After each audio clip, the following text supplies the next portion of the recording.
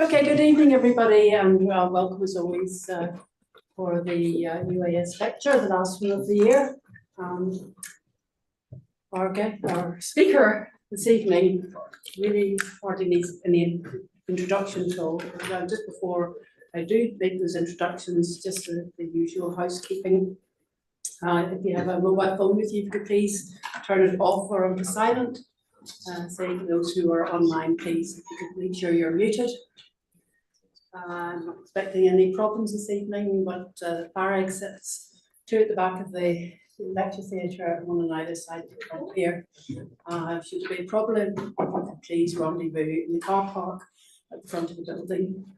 And could you also please sign the sheet that's being circulated, just to make sure we know exactly how many we've got in the building at the moment. Thank you. Right. Well, now, as I say, our speaker, Barry Hartwell, hardly needs any introduction. For those of us who have known Barry a very, very long time, started his career in archaeology here as a student at Queen's, shall we say, a few years ago. And he was 54, I think. Thankfully, has stayed on in various capacities as a researcher, senior researcher, lecturer, and as the curator of the teaching collection, which he still does, although he is now retired.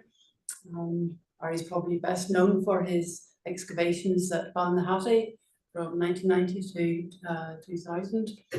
And as a result of that, his fantastic book was published last year.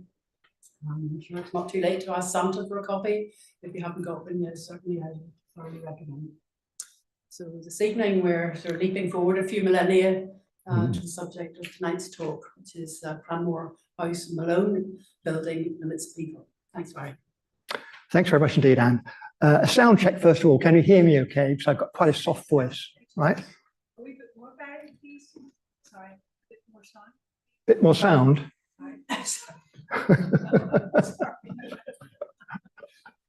Right.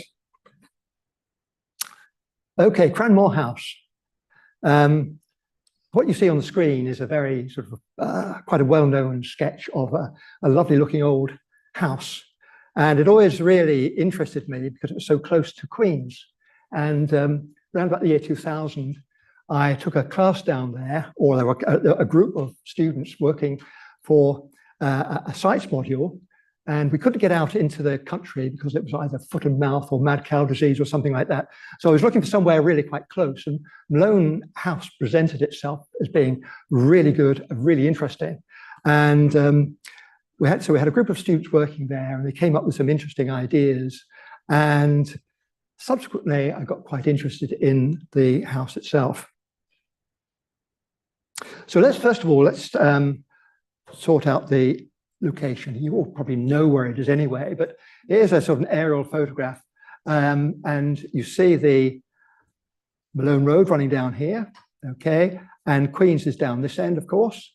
There's the Lisbon Road down the other side, there we are, and the railway line beyond that. And here we have the Malone area of the Malone farm, which runs from here down to the back. The 1770 map of Donegal Estate shows the outline of Cranmore Farm, and today it is defined by the Malone Road and Royal Belfast Academical Institution playing fields at its southeast end, running downslope to the northwest between Cranmore Park and Bournemore Road. It's an area which includes Inchmarlow, Cranmore Gardens and Avenue, Randall Park, and a section of Osborne Gardens. It continues across the Lisbon Road, including Moen Street, Moonstone Street, Charville Avenue, then across the railway line and into the industrial estate. And let's get a bit closer. So we've defined this is the area that we're thinking about in here, and then across the Lisbon Road into the industrial estate, which is over here. And that includes the range and across Boucher Road into the Door Store and finishes in the now straightened Blackstaff River. So that is the area of the Cranmore farm as defined in the 1770 map, which is really what was happening really a couple of hundred years earlier as well. So it's an area of 46 acres, 3 perches. That's around about 30 hectares. And next door on the Lisbon Road side, so that's on this side here, was a house called Maryville and another estate called Maryville, extending the length of Cranmore between Bournemore Road and Osborne Park. And I'll talk a little bit about that as well.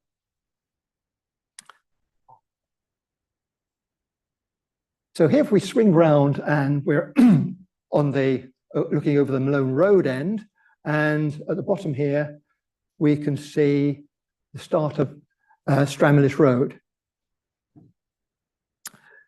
Looking from the other direction,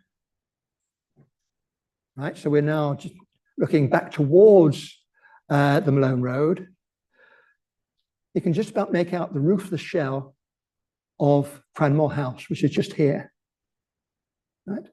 So I'm sure if you live in the area, you would all know where it is, but sometimes, and people have said that they've been living within 300 or 400 yards of it, but never realized it was actually there.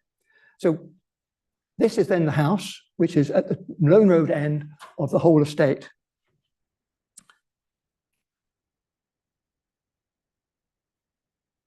Now, if you go down onto the ground and stand on the Belfast side of the playing field entrance on the Malone Road and look through the fence, squint through the fence, you'll see what is probably the original driveway to Malone, Cranmore House, which runs down here beside the playing fields, and you can't really see it because it's in the summer, but if you look carefully, you can just about make out the house stuck in the corner there. And that is Cranmore House. Looking back into the history of Cranmore, there are a number of relevant sources and many documents in the Public Record Office, especially from the 19th century. Much of it is still to assimilate, but some, like the account of the first series of Ulster Journal of Archaeology and in Ben's History of Belfast, are reasonably reliable. Some are the more popular accounts in which the facts, right or wrong, are not always supported by references, such as Douglas Dean writing in 1924, or Cathal O'Byrne, who wrote 2 essays published amongst many others in his book, As I Roved Out. O'Byrne doesn't let the facts really get in the way of a good story, and some aspects of the accounts are conflicting. However, we'll generally try and pick our way through a selected number of references here. So, the site itself. This is really what we see. We don't quite see this view today. That's around about 2005, 2006. This is what the site actually looked like. It doesn't appear to be a particularly large building. The front elevation shows a 5-bay, slightly asymmetric structure with a ruinous porch, no roof, some collapse on the upper story.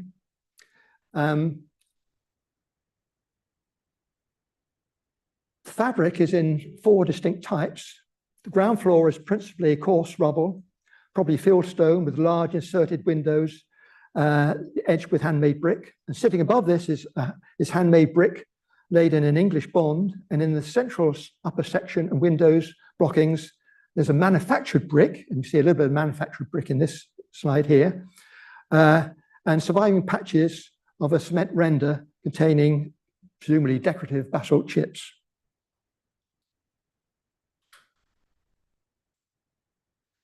So looking at it from the side, you can see the quoins. The coins are large, impressive, they're multicolored, they're dressed coins, and they've clearly been chosen for something of an effect here. These stones have been imported to Malone. There's no building stone in the area. So can we resolve all this into some building periods? Let's think about an initial phase 1. So the division between stone and brick is striking and at the same level on all four sides, it would appear that an existing stone building has been levelled off as the foundation for an upper brick story, or rather that the gable ends have been levelled. And you can see, look at this gable here, you can see a nice clear distinction running through. And the rubble is just about coarse. You can see the coursing around through here and through here. So this suggests that the initial building was a stone gable single-story house, and the coins show that it was a building of some substance. Let's try and work out when it could have been built, and this is one of the difficult things, of course, when. So if we look at the 1770 map of Donegal Estates in Lower Malone, the property boundaries run from the Malone Road down to the Blackwater, as they call it, or the Blackstaff River as it is known today. And you can see we're running down here, Blackstaff, Malone Road. In this interpretive version, it usefully shows the variation in soils running from the sandy top of the Malone Ridge down to the boulder clay to the wetter estuarine clays of Bog Meadows and the Blackstaff. The houses are situated on the Malone Road itself, the main exception being Cranmore House, which is bigger, set back at the end of a tree-lined avenue. Here we have it, just around here. So it is, the placement on the road is distinctly different. So if we go from there to look at the original Donegal estate map, Cranmore also seems to have one of the widest frontages along the Malone Road, and the farm unit, which is number 16 on here, number 16, here we go, it's number 16 in there, let's see if we can get a bit closer. There we are, number 16, here we are, there's Cranmore. It's one of the largest, whereas the average size is about 25 acres as opposed to 46 acres for Cranmore. The house and avenue are also set hard up against the property boundary. And here we are, this is Cranmore running down through here, and you see the way it's placed hard up against this property boundary here. And it seems the property boundary seems to have been stepped back to accommodate it. So the inference is that the boundary between 16 and 17 next door, 17 is Maryville, has been imposed on an existing layout. If units 16 and 17 are joined together, the house and its avenue sit in the middle of the combined properties. So if we put these two together, this one here and this one here, then the house takes up a totally different position. You know, it's in the center of the area. So could this be the original extent of the Cranmore farm that we see of these two together, running through here like this?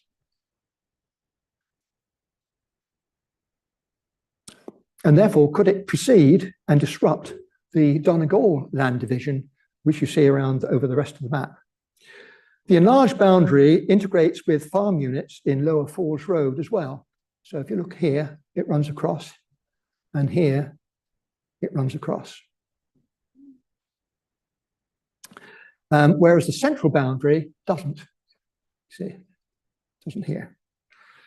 Cranmore Farm stands at the original end of the Malone Road from Lisbon, where it diverted around the mainlands, which was originally a deer park, which is what you can see here. This is the Malone Road running down through here, but the Malone Road earlier on came through here and then down here, which is the Stranmillis Road, the present Stranmillis Road.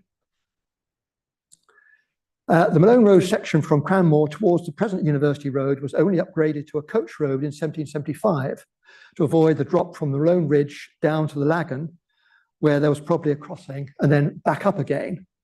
So there's quite a drop going down. I'm sure if you walk down the Stranmillis Road and then back up to the Malone Road, you'd realize that. Now, this would probably account for the disruption in the pattern of boundaries to the northeast, that's on this side, and some of which run up to and join the Cranmore boundary, while others further along run downhill to the Blackstaff. Oops, sorry, let me go back again here. There we go. Right. So you see there's a disruption in the pattern. These ones run all the way down, to the Blackstaff from Malone Road, from the ridge. But here, there's a disruption. And that's because of Cranmore coming round here like this. Likewise, the boundaries on the other side have been set out to reflect the variation in the existing Cranmore boundary, progressively becoming more regular to the southwest, to the left side, down through here.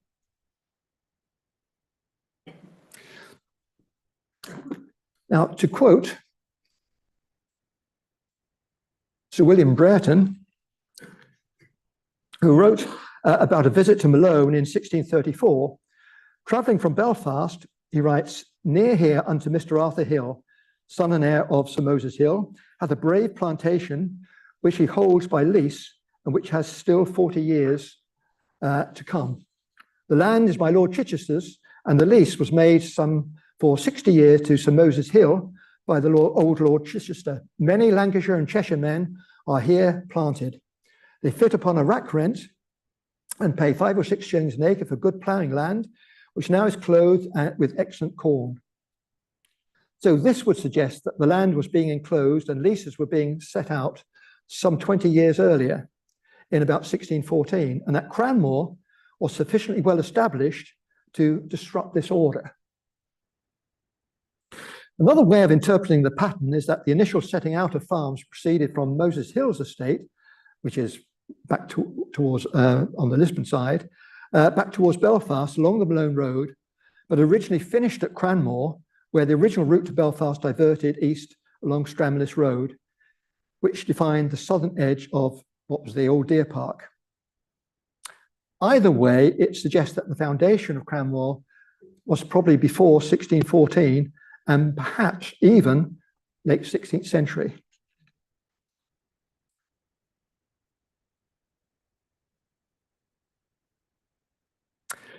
A surviving example of a house from 1634 and perhaps earlier is the White House at Ballyspurge, County Down, which has the same width as Cranmore at 7 metres, although at 16.9 metres is longer than Cranmore's 13.5 metres, and is also, I must admit, more substantially built as a strong house.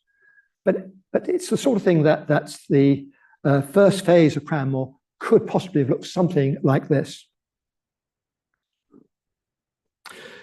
What then was the impetus to add a brick upper story? Was it simply gentrification? And for the answer, I think we need to consider what happened in the Malone area in 1641.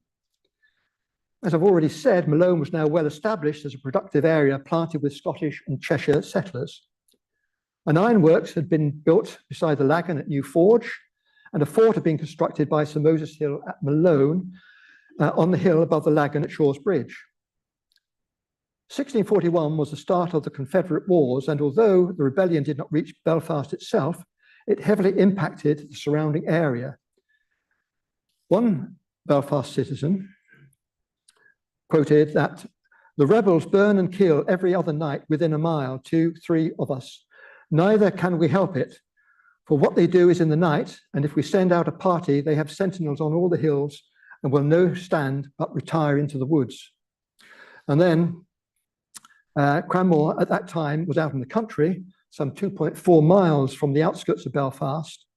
In 1644, during the continuing Confederate Wars, Henry O'Neill MacToole was sent to the top of Clanboy to waste the country about the mouth of Stramillis and carried off a great many cows and other booty. Both New Forge and Malone Fort, these were only 1.4 and 1.2 miles respectively from Cranmore, were burnt down, and it seems most likely that Cranmore, as a stone-built settler's house, would have suffered the same fate. So, can we work out when the rebuilding took place and what indeed did it look like? So, let's now think about a phase 2. For this, we must thank the first series of the Ulster Journal of Archaeology, which in 1853 published an article on King William's progress to the Boyne, illustrated by a delightful pencil sketch. And you can see down in the bottom right corner, it says, from a drawing by E.M. Now, I think E.M., I've been trying to find out who E.M. was, but the closest I can come to it is E.W. And I think Mr. McQuillan, who drew the sketch on stone for the printing purposes, maybe made a mistake here, and the E.M. should be E.W. because next door in Maryville lived Emily Wilson. And in the early 19th century, she was described as a clever amateur with a pencil and an accomplished Greek scholar. So living next door and being, as it says here, a clever amateur with a pencil, I think she is the most likely person to have drawn this. She had been living in Maryville at least as early as 1839 and probably many years earlier. And that would fit in with a description in the Ulster Journal for 1853 that this view of Cranmore was drawn shortly before building work by the present tenant. So this isn't actually what it looked like in 1853. And we must assume that, therefore, it was maybe 10 years earlier than that, something like that. That's what this sketch actually represents. The drawing shows an old house, the ridge of the roof bowed down by age and outshot chimney breasts on each gable wall. The house would have been about 180 years old by this stage. There are 5 bays. The upper and lower windows are of similar large size, except for 2 on the lower right, which may signify a domestic area, such as a kitchen, and 2 in the central bay above the porch, which appear oddly displaced to the left. So is this simply a slip of the artist's pencil? In his description for the Buildings Register, Hugh Dixon commented on the left gable wall as possibly being subject to Dutch influence, with a recurve just visible on the left gable. So that's just here. Now, is that really a recurve, or is it just a slump in an old wall? The thing is that on the other side, it's clearly perfectly straight. If so, there are other examples from Ulster, and let's pick out a couple here. Slightly later date, Rich Hill, Spring Hill, also Galgorm Castle. The porch could be part of this influence, but it's similar to the gateway in Belfast Castle, this one here. And presumably, that was part of the inner wall that Brereton described Chichester being in the process of building around Belfast Castle in 1634.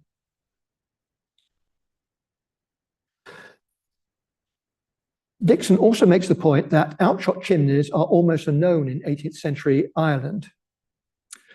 Samuel Molyneux reported on the strange effects that thunder and lightning had on Mrs. Close's house at Newforge on the 9th of August, 1707, during which he describes this house as 2-story, and that part of the top or cornice of the chimney stood without the gable end of the house. So, essentially similar to Cranmore. This was the same house that was recorded in the 1669 Hearth Money Roll, which was also rebuilt after the calamity of 1641.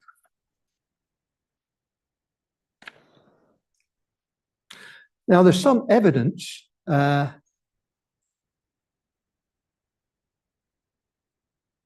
if we look back at the back of Cranmore, there are some evidence for collapse of the stone around a doorway, rather more than would be expected from the later insertion of a door. It's been extensively patched. It's this one, it's down at the bottom here. You see? So you can see the stone work running around here. It's really quite badly cut back. There's handmade brick, infill, and then what's clearly a doorway here has then been filled in with modern brick. This could be part of the original destruction, but could equally well indicate that the house has been derelict for some time before rebuilding commenced. So it seems reasonable to assign a date in the 1650s to 60s for this second phase of construction.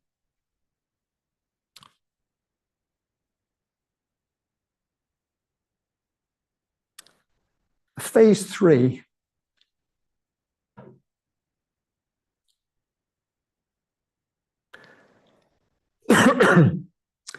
The Elder Journal says of the previous illustration of the second phase house that after alterations lately made by the present proprietor, so this would put the construction of this next phase, the one you see here, now phase 3, into the 1840s. What did these modifications look like? Again, we have this image, nice image from the Green collection, taken on the 12th of September, 1888. Now this shows a fine house with a new slated roof, covered in neatly clipped ivy, outshot chimney breasts on the visible left gable wall, and no sign of a recurve on the roof. Although the top of the wall is now finished with a capping of flat stone instead of curved ridge tiles. The right part of the house is obscured by trees, but the porch has also changed. Of the two small windows above the porch, one is centrally placed and the other is displaced to the left, confirming the accuracy of the artist in the previous phase. The ground floor windows have been made larger, and glimpsing the windows through the trees on the right, they seem to be larger still and double pane sashes as opposed to the 12 pane sashes to the left. A single story addition covered in ivy is on the right, and an informal shrubbery can be seen just beyond it. But you could see it. Here's this extension just down here, and the shrubbery beyond it.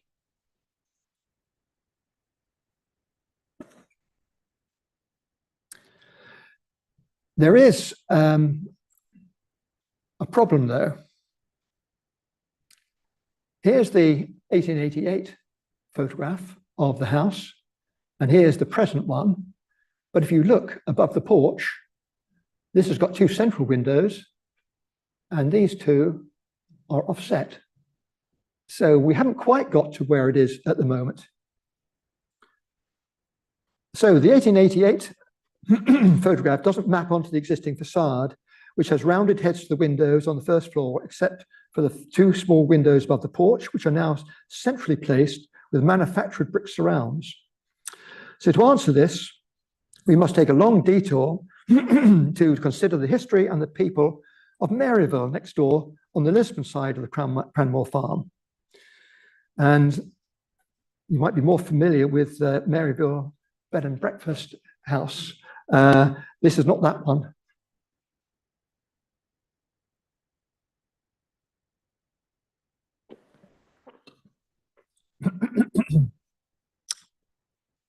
So, Maryville.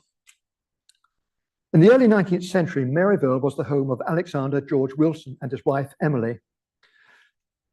The Emily that I think did the sketch. The Wilsons were descended from John Stewart of Ballydrain and Anne Wilson of Crocklin in Dumfriesshire.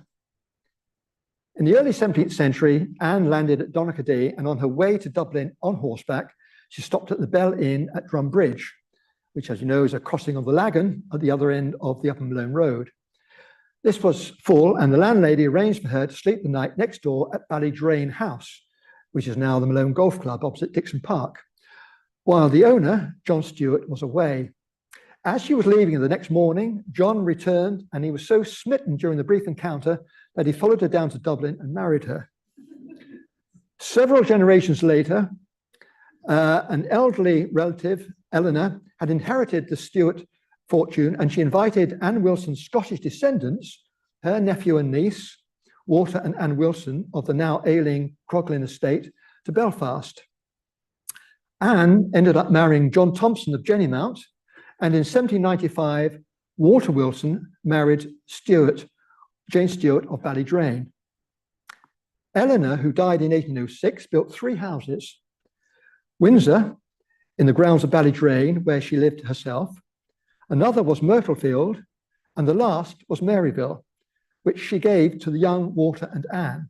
So that is how Wilsons came to be living in Maryville next door.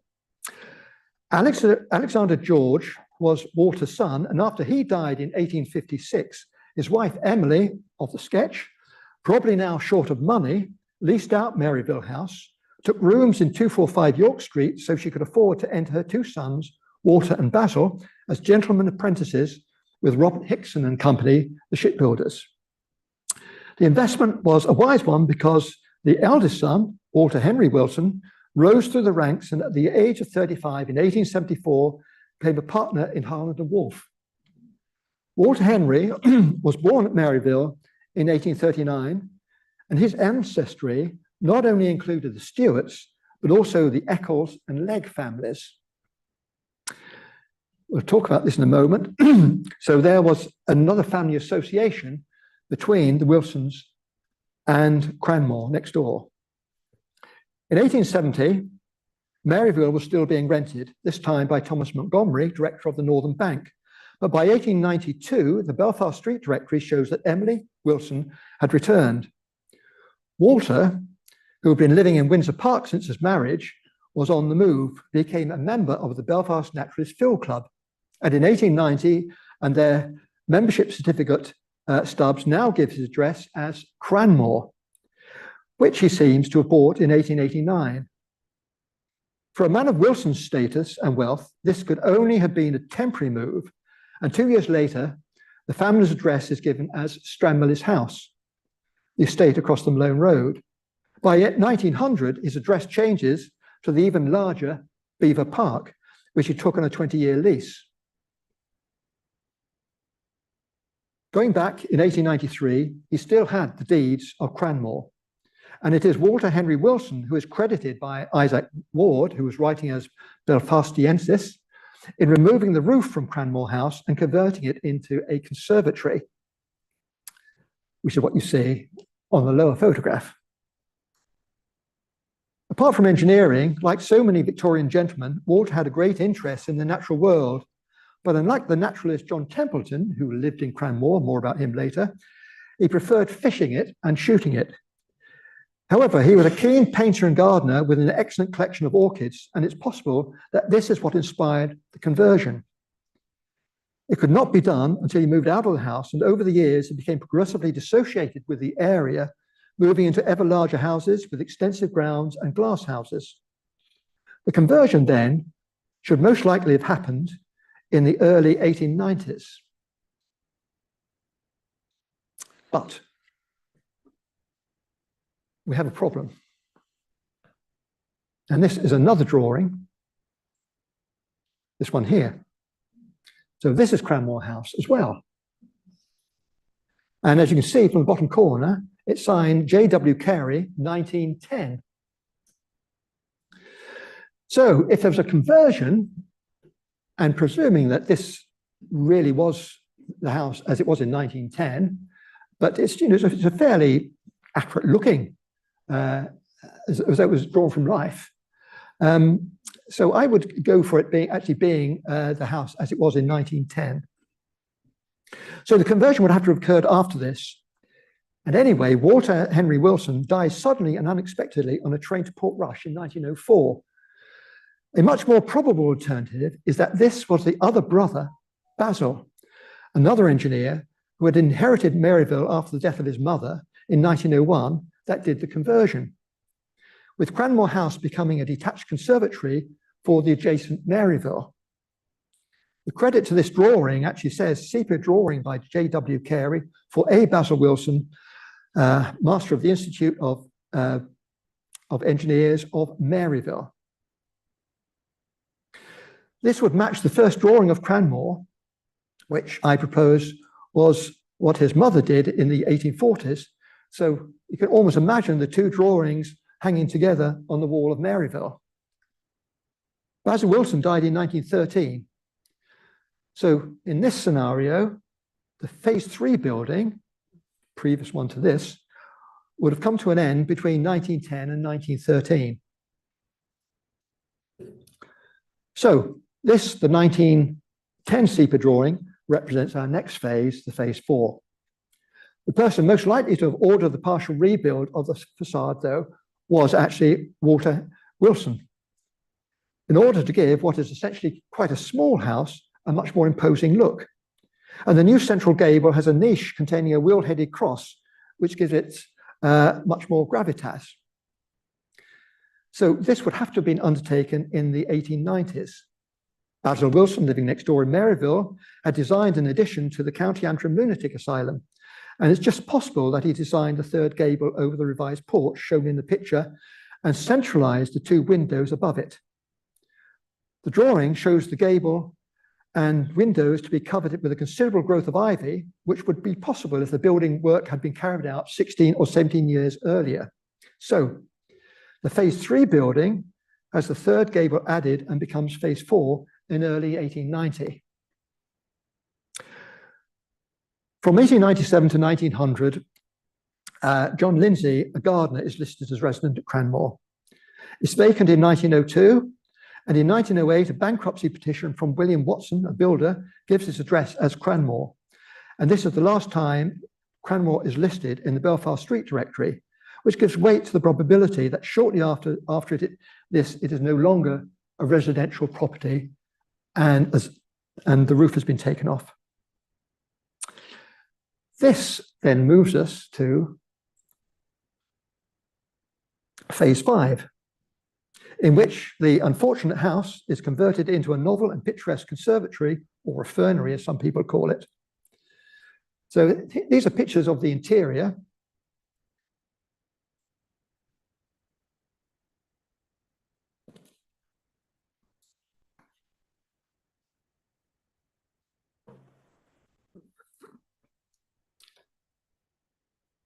Got another one here.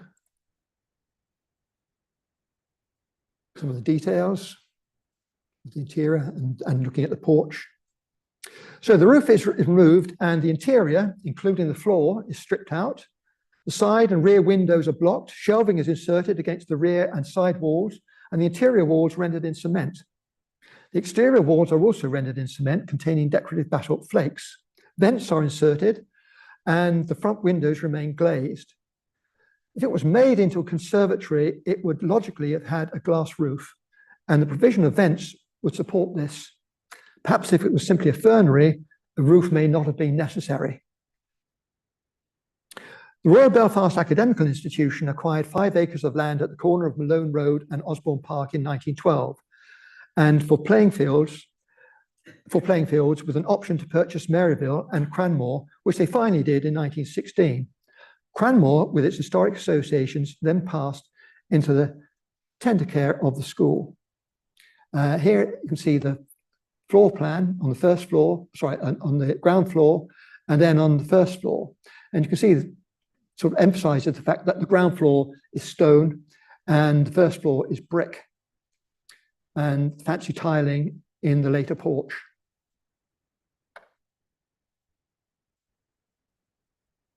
So this is what the house looked like in the mid-20th century.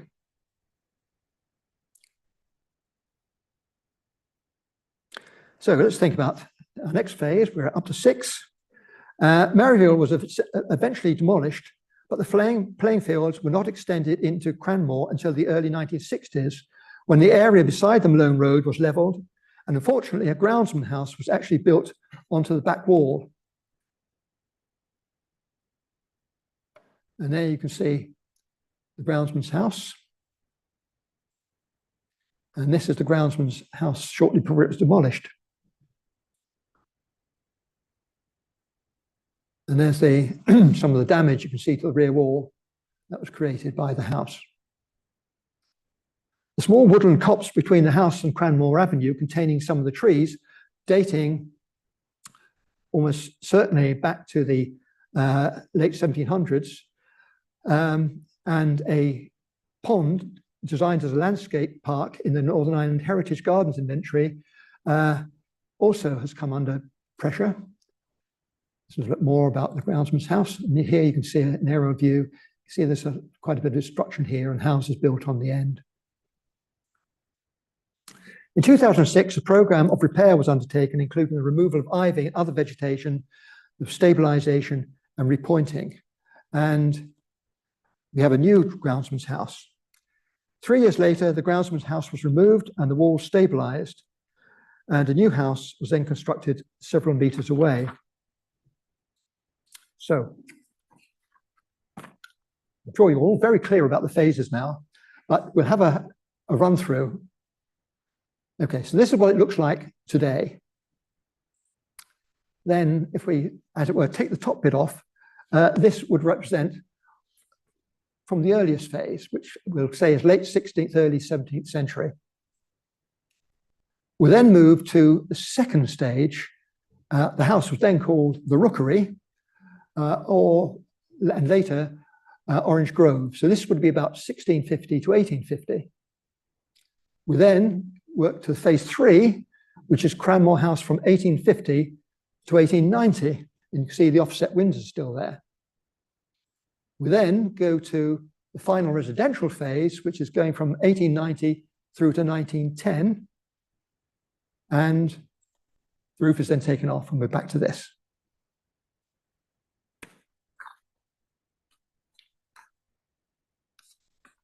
Well,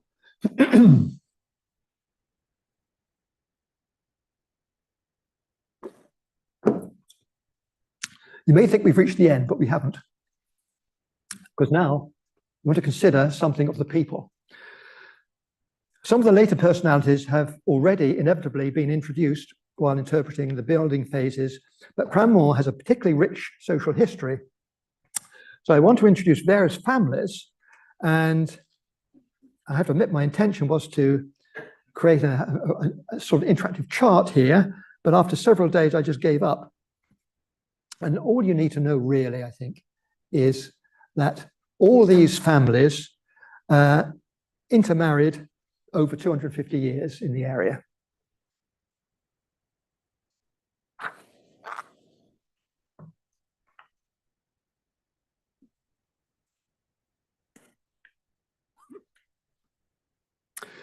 Now, we do not know who constructed that initial phase 1 building. But in the gentrified phase 2 house, the Ulster Journal of Archaeology again tells us the oft-quoted story of Mr. Eccles and the visit of King William in 1690.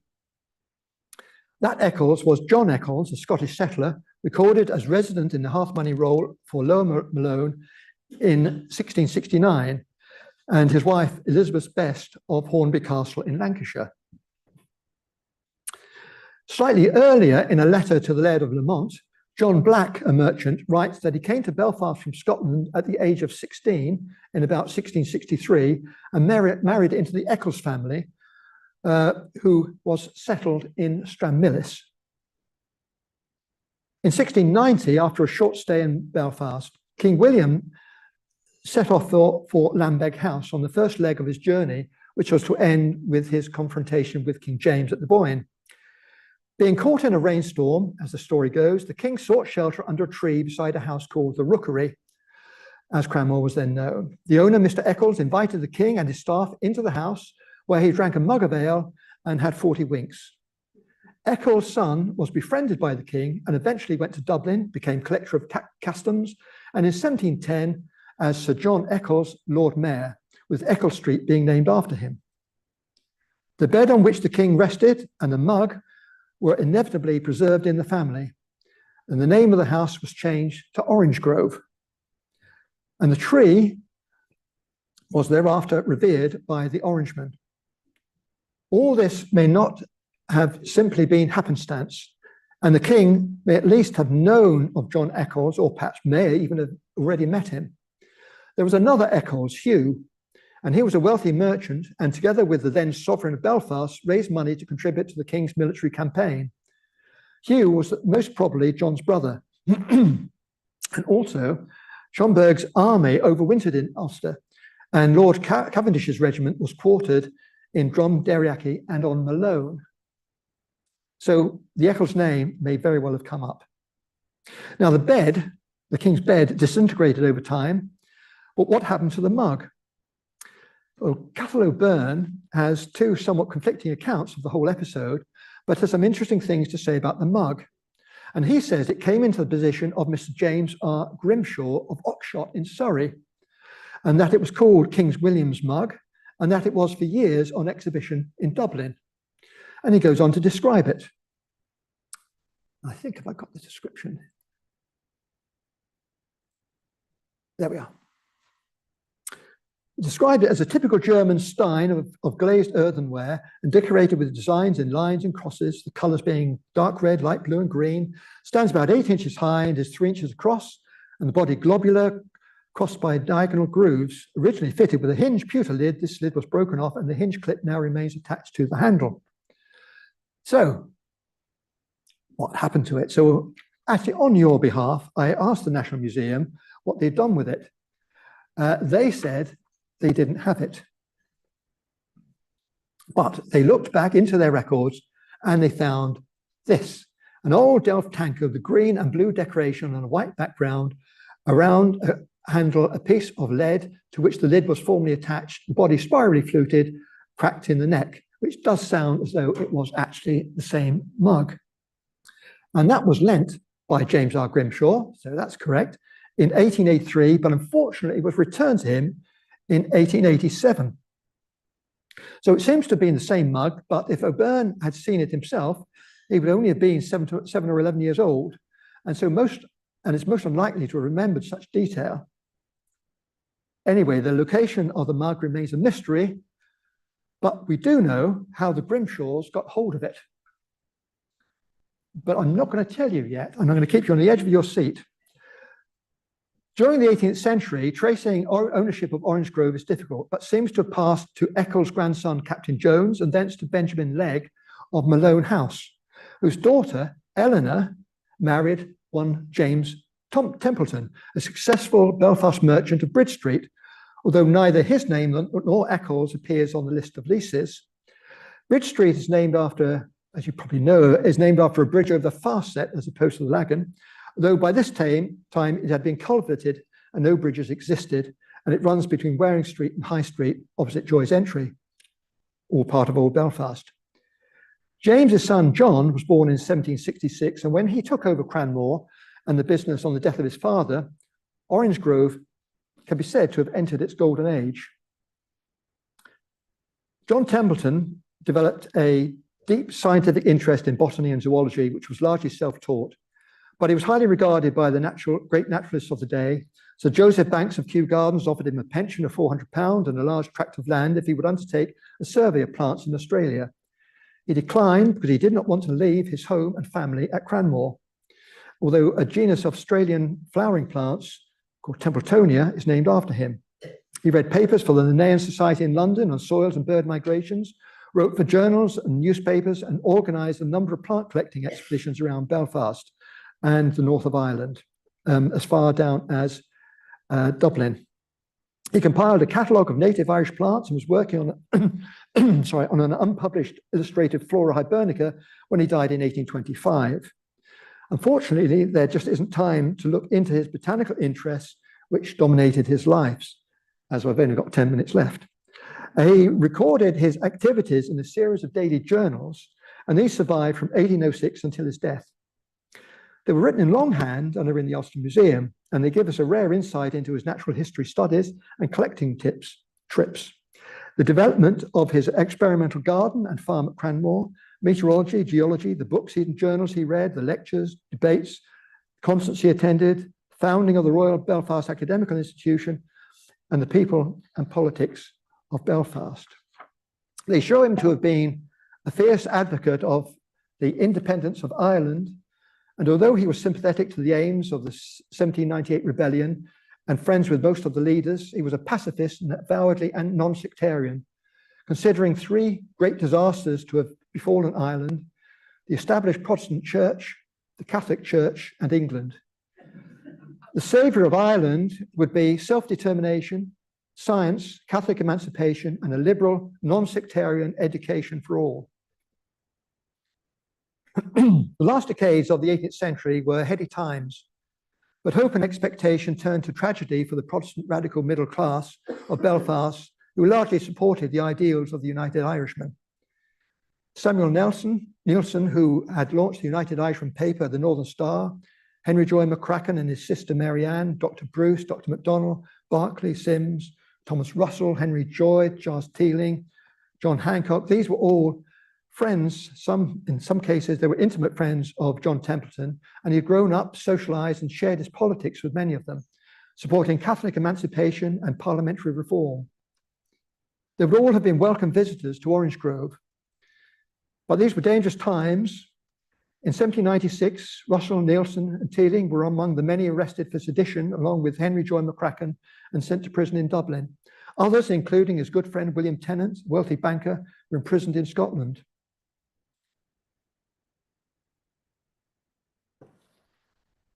This is part of a letter written by Mary Ann McCracken to her brother in prison, probably around about 1797. You just read through it, but the points, the couple of things I want to pick out, in about midway down, it said, "It will please and surprise Russell that a botanical friend of ours," and these were very careful words to describe Templeton, "has become a united Irishman." And then she ends, "John Templeton keeps us always in his hand or his pocket." McCracken was eventually released on health grounds, which enabled him to play a leading role in the '98 rebellion. And as a result, McCracken was hanged. Wolfe Tone committed suicide. Henry Munro, the Lisbon draper, who led the rebels at the Battle of Ballynhinch, was hanged. And Munro was brother-in-law to Catherine Johnson of Seymour Hill. And it was she whom Templeton married the following year. His great friend Thomas Russell was hanged in Downpatrick in 1804 after supporting Emmet's abortive uprising in Dublin. Henry Joy Jr., Dr. Bruce, Dr. MacDonald, and John Templeton advocated peaceful change and survived. Now, Templeton wrote a journal from the end of 1806 to 1825. And even in 1827, it was known that the earlier years had not survived and were almost certainly destroyed by Templeton for fear of being implicated in the rebellion. Templeton's journals are held in the Ulster Museum. And a decade ago, hoping to find much more information on the house, I started to transcribe the Templeton's handwritten journals with our sister society, or is it brother society, the Belfast Naturalist Field Club. And with a hardworking editorial panel, I want to give them a shout out here, consisting mostly of joint Belfast Naturalist and UAS members. They were Joan McCaughey, Margaret Marshall, our honorary treasurer, Lee Gordon, our honorary secretary, Pat O'Neill, my own not so honorary wife, Christine Hartwell, and Marion Allen. Together, we waded through 2,500 handwritten pages, and the first edition verbatim transcript is on the Belfast Naturalist website, eventually to be followed by a more user-friendly second edition. I would like to say that all this work produced a detailed study of Cranmore House, but in all honesty, he hardly mentions it. They're rich in detail and comment on the weather, his botanical activities, and field collections across the province, his literary and political and social interests, but it does allow an insight into his experimental garden, his farm at Cranmore, and some of the activities, including the writing of these journals that took place in the house. There's so much I could reference here, but I've only time to quote just a few extracts concerning Cranmore itself.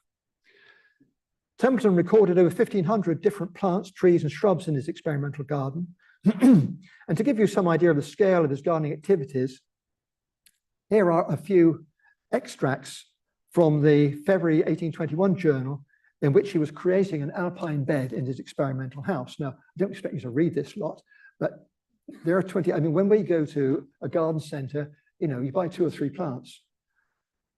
He's got 28 plants here. Then a few days later, he planted 2 plum trees, a great black damask and early New Orleans.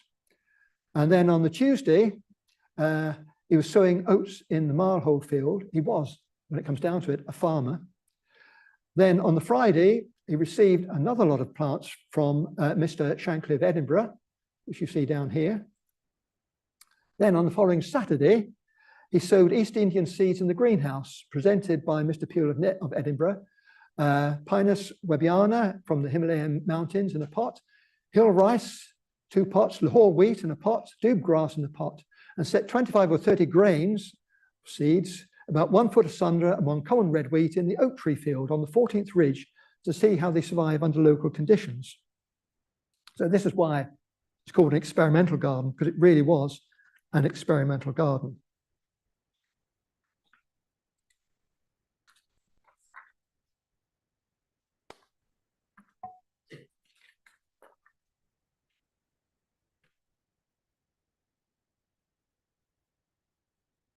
Now, of the house in January 1821, on the 22nd, he says, the temperature had dropped. It was 24.5 degrees Fahrenheit, notwithstanding the thermometer was as low as 24.5 degrees at 9 a.m.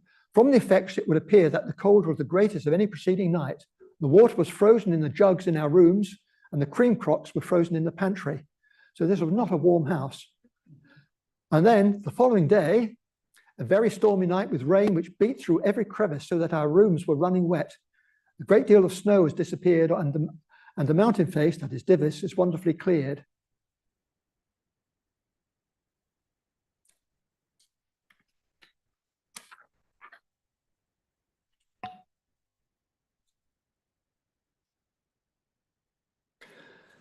Now, the tree that the Orangemen adopted, to which King William's horse was supposedly tethered, blew down in 1796 in a violent storm. They adopted the next one, which was blown down in 1808. And annoyed by all the attention of the Orangemen, he changed the name of the house from Orange Grove to Cranmore. Two old Spanish chestnut trees shown in the early 19th century,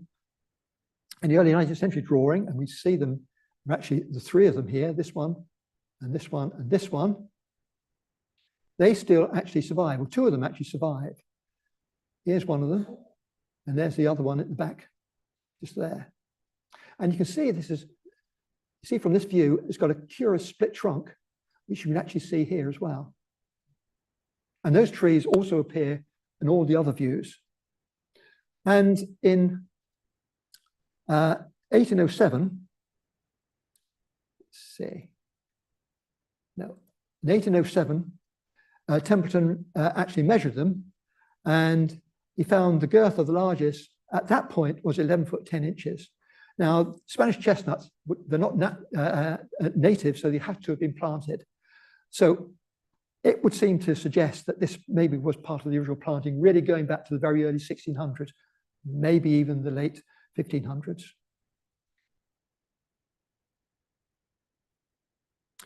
Despite all his achievements, his heart was in the farm. And 2 months before his death, he wrote a will, and I think it's worthwhile just reading this out.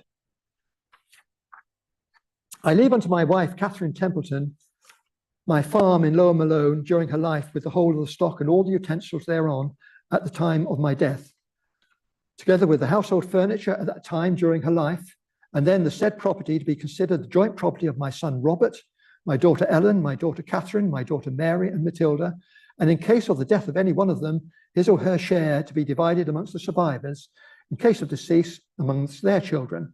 And it is my sincere wish that the farm, if possible, shall remain in the hands of the family, as I consider that the happiness and comfort of the whole and mutual forbearance may be the best means to promote each other's comfort and pleasure. The rest of my property I leave in equal share among the 5 before mentioned children, wishing at the same time that it may remain undivided, and that the whole stock subject to any incidental loss or losses. It is my earnest request that my funeral shall cost as little as possible, that the coffin shall be made of common plants, and no sashes or hatbands be distributed on the occasion, but whatever gratuity is to be given should be in money.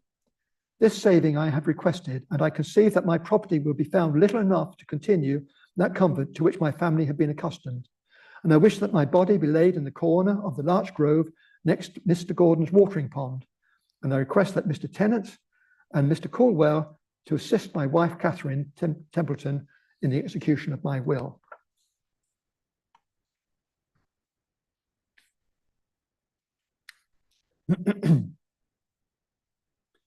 He died on the 15th of December, 1825. And you'll realize that yesterday, that was 199 years ago, age 60, and was buried not on his beloved farm, but in Clifton Street graveyard. Catherine continued with a journal for another year, during which she intended to open up a brick quarry at the end of her farm, and this was still a going concern in 1892.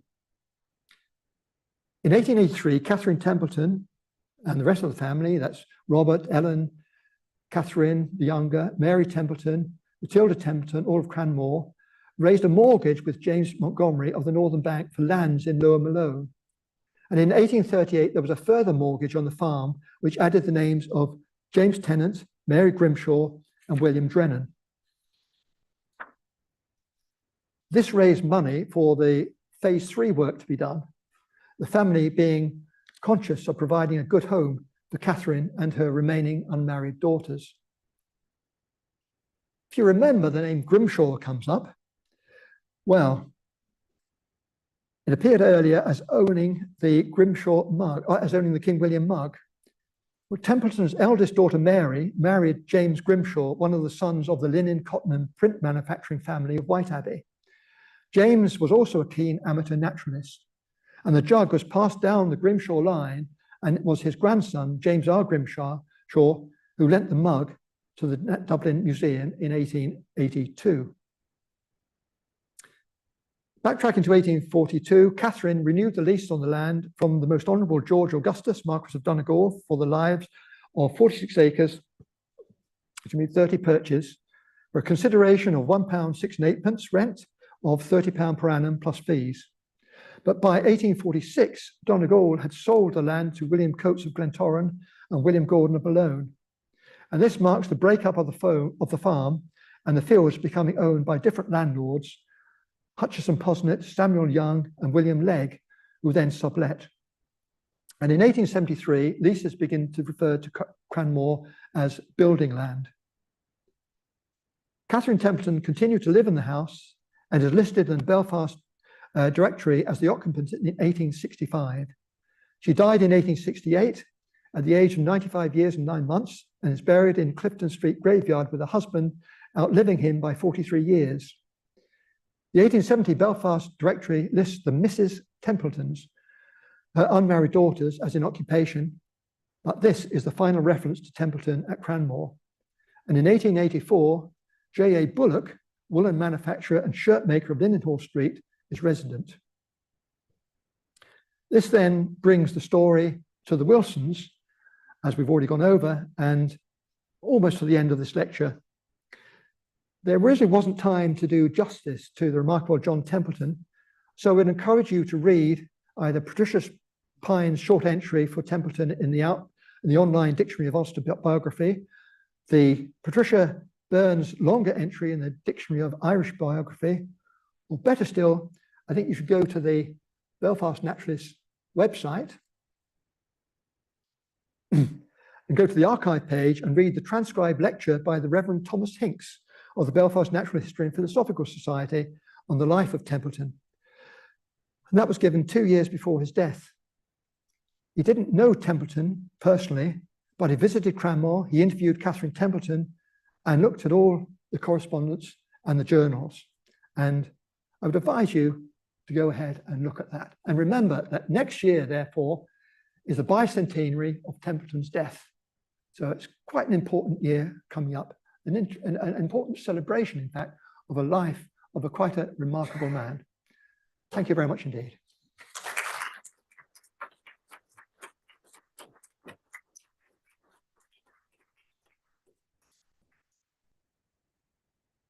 Harry, thank you very much indeed. That was a fascinating insight into a house that I've known of its existence for many years, but really didn't know anything about it at all. And certainly, I think if you haven't had a career as an archaeologist, you might have had a career as a detective. You've certainly done a lot of research into the house and the families associated with it. So perhaps you'd be willing to take questions? Anything not too complicated. Yes, please. This is open to correction. I was there years ago with him in Phoenix, and you have emphasized the important people who were part of its history. And according to him, another person who stopped at the house was Daniel O'Connell. Was waiting during his, what was it, emancipation campaign or home rule campaign. And I don't know whether there's any truth in that or not. I didn't realize that, so that's very interesting. That's yet another thread, yes. Thank you. Barry, do you think, sorry, Right. Barry, do you think the house had been thatched when it was single story? More than likely. Yes, I imagine it probably would have been, yes. I would imagine that probably most houses at that time of that type probably would have been thatched. But it's impossible to say, really. one way or the other, but probably. You had sandstone in one of the coins.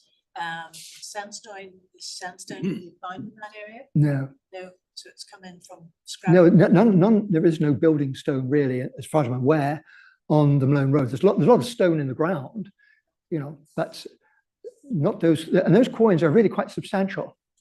And I wondered if they actually had come from another building. Whether that's possible or not, I don't know. But either way, those stones, those coin stones, actually make it really quite an interesting building in itself, because other houses, I imagine, at that time that were strung along the Malone Road would have been maybe even literally some mud and thatched houses, something really quite simple. But this is altogether different, a different type of house. Okay. So just following on from what you just said, which actually leads me into the question I was going to ask was, when Eamon Phoenix was there with quite a few years ago, he talked about the building in the stone, and because there's no stone buildings, as you mentioned earlier in your lecture, and he said that there's a potentially that stones, or those building stones really, those rough cut, came from Stranmillis at Friars Bush. And he says that they were possibly, because if you think about it back then, there wasn't any stone buildings, it was very rare. Yeah. But he postulated that it was perhaps Eamon, and I think it was the ex-librarian at Linden Hall. He was dead now, a great chap. And they were postulating that perhaps they came from the Stranmillis Friars Bush site. Mm-hmm. They're looking around for stones. Yes. And that could also be a great PhD subject. Yeah. Thank you, Barry, for a lecture that lived up to expectations. Just a couple of observations. EM, would that be Emily Maryville? That I don't know, because I don't know anything about her. Just a thought, but yeah. the stones, back then in the early 1600s, a lot of the stone came from along the shore of Belfast Lough. Yeah. And frog. Sandstone, Mm-hmm. Yeah, just maybe that actually makes sense. Had a look, yeah. Yes, absolutely. Yes, I don't know about Maryville, because I don't really know where the Maryville comes from. But it just struck me is that when I found out about Emily Wilson and about being a prodigious sketcher, that seemed to fit in quite well. But I don't know. It's worthwhile actually trying to follow that one up too. Yes.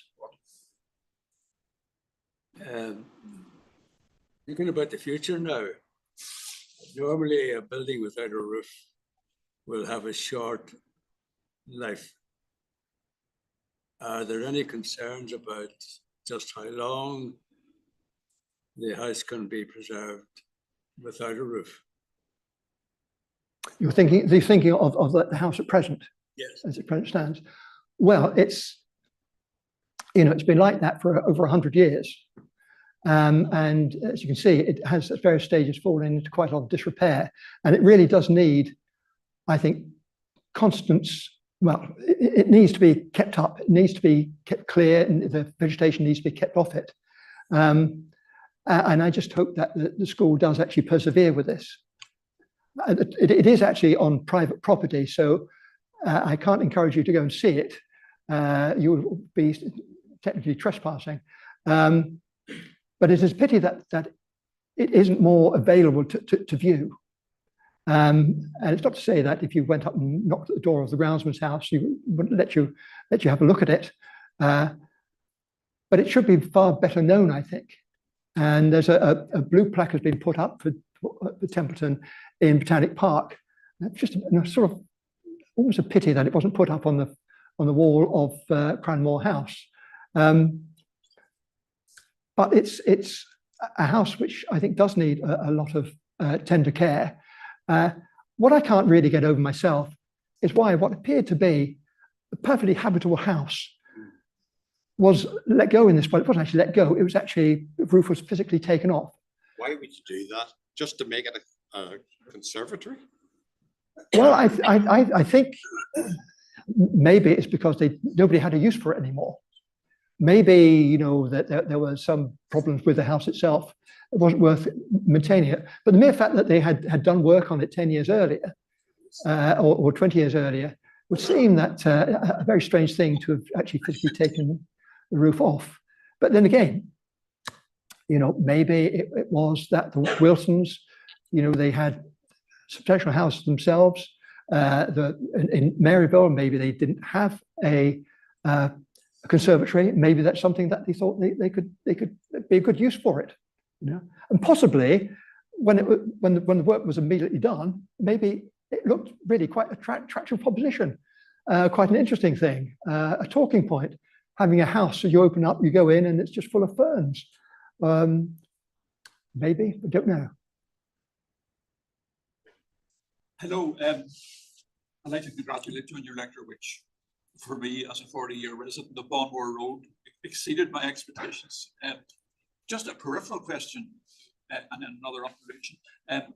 Bonmore, as I understand, the bond was an enclosure from the settlers who were settling the land.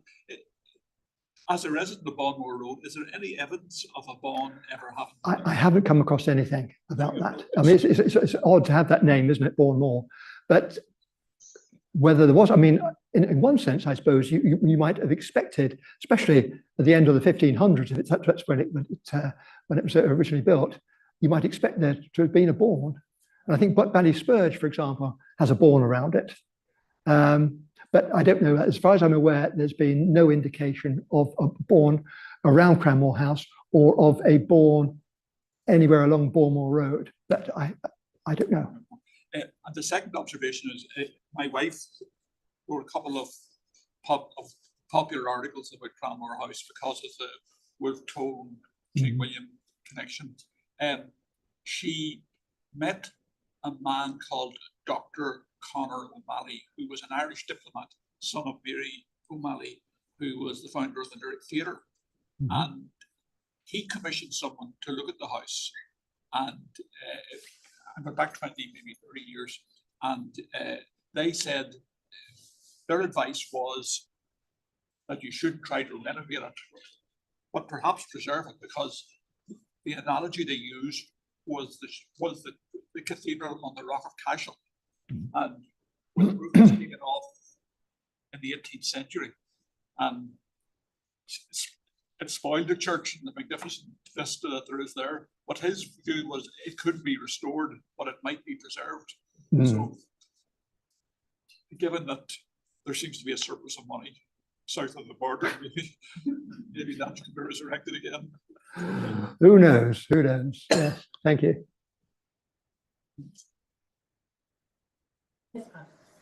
Barry, John Templeton was one of the founders, members of the school, didn't he? He pushed to get the school up and running. Yes, he did. Smart, or Belfast Academic Institution in Smartlow. Was it a pure coincidence then that they bought the playing fields later on? There's no connection with. Well, I don't know to what extent they were aware of it. Probably they may very well have been, back in 1916 or something or other when they purchased it. But they had, maybe it was sort of a speculation in that they had already got that corner at Maryville, and they were using that for playing fields. And maybe it was just logical that if the other plots came up, that they would actually use those as well. So I don't know. No direct connection with the family? No. Later family? Not that I'm aware of, no. Somebody online asked, is there a book or source about painter W.J. Curry? Don't know is the answer to that one, I'm afraid. And I'd be interested if there was.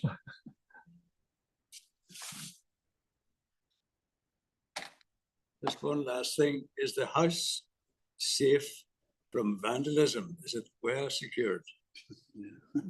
Well, I think the fact that it is on school property and the Malone Road gates are always closed, and the other end, Bonmore end, there are school gates there, and you've got the groundsman's house there as well. So in that sense, Safe. I think it is safe, unless a tree falls on it or something like that. But I think it's okay.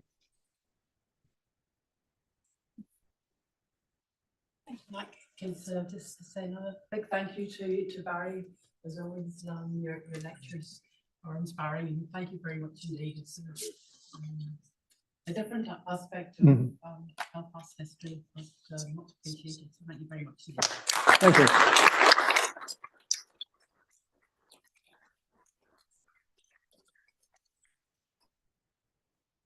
Well, it just remains for me to say, I hope you will have a lovely festive Christmas, and we'll be back to see us here for our lectures in January. Our next one is on the 27th of January, relating to the new Treasure Act. As we're around the National Museum Malone, we'll be talking on that subject. So enjoy yourselves over Christmas, keep safe, and we'll see you in the new year. All the best.